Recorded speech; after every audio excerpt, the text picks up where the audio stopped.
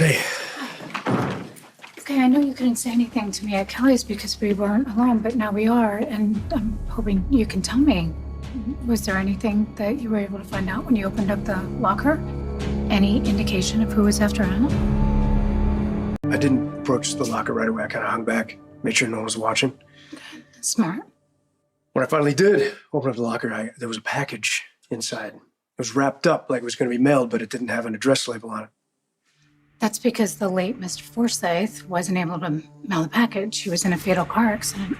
Right, so I didn't want to draw attention to anything, so I took the package. I got out of there. Hey, where'd you go? Straight to the bank. You went to the bank? Well, yeah, I wanted to go somewhere private, secure, where I knew I wasn't being watched or monitored. I also needed a place where I could leave the package that was secure, where I knew someone didn't have access, so I got a safe deposit box. Okay, that is certainly more secure than leaving it at the train locker. What was in it that was worth killing for? That WSB file. Pages yellowed like it had been in that trunk for decades. Thank God the WSB didn't have it because they would have destroyed it years ago.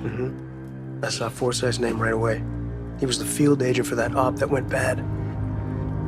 Wrote down some other names that were mentioned too, including Anna's. Curious, why didn't you take a picture of the report? I just got paranoid. I figured if it's on a phone, then it's in the cloud. It could be hacked by the WSB and brought back down using whatever technology they have that we don't even know about. I didn't want to risk it getting out, so I went low tech. Well, you have a point there. I mean, that report has escaped notice all these years because Anna kept a hard copy in the trunk. And I kept a lot of documentation. I mean, it wasn't just that report in that trunk. There were papers, records, other files. Seems like she was pretty thorough. Or maybe extremely guilty. I mean, that's a lot of insurance to keep. Insurance that you're not going to need unless you plan on blackmailing someone in a pretty powerful position.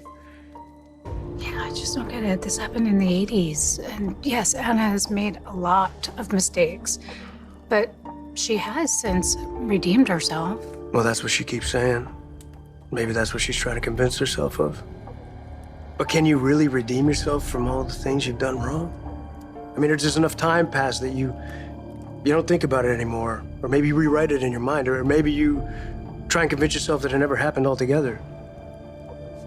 Are we talking about Anna? Are you? I'm talking about everyone. I mean, how accurately can you recall something that happened 10, 20 years ago? A failure, a screw-up, a lie you told? I don't know.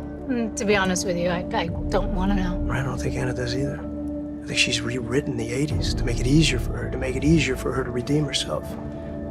But this report and everything else that was in that trunk, that says otherwise. Sante, do you trust Anna?